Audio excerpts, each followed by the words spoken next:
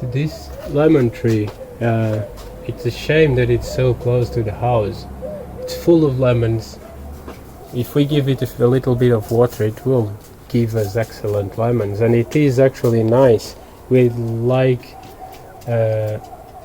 like to have a lemon tree close to the house. It's just so big, it makes a lot of shadow here. And yeah, this corner is just basically so dark. yeah, I mean, so just stand here. It's just pure, really dark, basically. So at some point we will have to prune it and only leave the branches that are not so low. And then we will see what we do. Then we have orange trees here. These two would be the first ones to go, I suppose. These are probably the oldest orange trees that we have in the house. Or maybe. Looking at the size of the trunk, they're very old. They've been heavily pruned, and they don't have almost any fruits. So if we need to make space, they make a lot of shadow in this the house. room, yeah. So this will be the first that we need to get rid of, these two at least. And then if we keep walking through, we have another one here that does have some fruit, but They look really they bad. look very bad. Bear in mind, this hasn't got any water, so it can't expect anything very good. But then again, look at this one. But then we look at this one, and this is not only my favorite type of oranges, called Laranja de Bahia, but it is also full of nice and healthy. Some are looking. getting even oranges. Yeah, there oranges. There's just loaded with them, tons. And It's they incredible. look really good, yeah. It's just an orange tree right beside another one.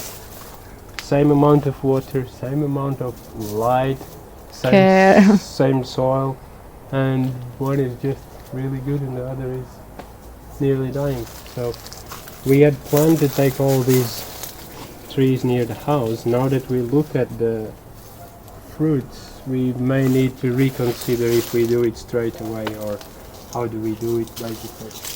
Then we have another layer. Bear in mind that each one of these layers has like 5 or 4 trees in it. 5. Yeah. 1, 2, 3, 4, 5. And we have 5 layers, so that's about 20 to 25 orange trees, which is a lot of these.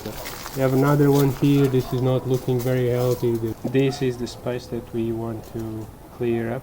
Yeah. To get some light into the house. Just to make to a just patio make for, also less oranges, because what are we gonna and do to with get all space them? for other trees, because what do you do with all these oranges? Yeah. You can only drink so much orange juice, Mhm. which I love. But our initial plan out of the about 20-ish orange trees was to keep about 5 or 6. And then we will keep all the tangerine trees. Maybe we Which are shouldn't 3. keep all. There are only 3. Yeah. And then we will keep the bay leaf tree, but very small. We will keep the fig tree, the avocado tree, and then we'll get new ones that we are very excited to get.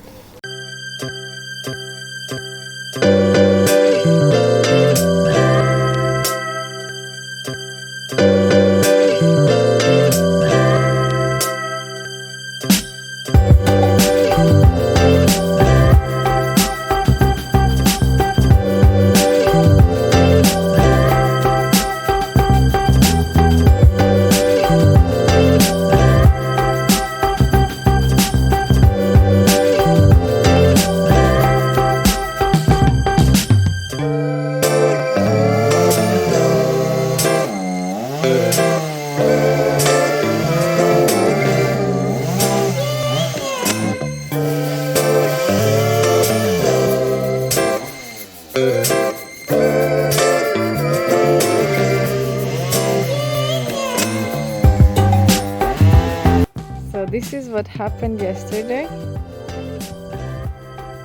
We got rid of some orange trees. Finally, it's a lot more clean, a lot more light here. Now we just need to dig them all up, because obviously we don't want to leave them like this. And this is what it all came to. A big pile of branches.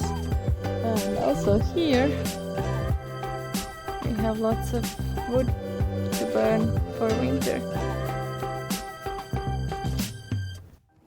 So now we need to figure out how to get rid of all of this. There's some rubbish though that we just found around here. This is the horse manure that we bought yesterday. We got 12 or 13 bags. 14. Oh my god. 14 bags from some guy local, not pretty locally, who has horses, and he was selling these bags. €1 each. What's this? Tell me more.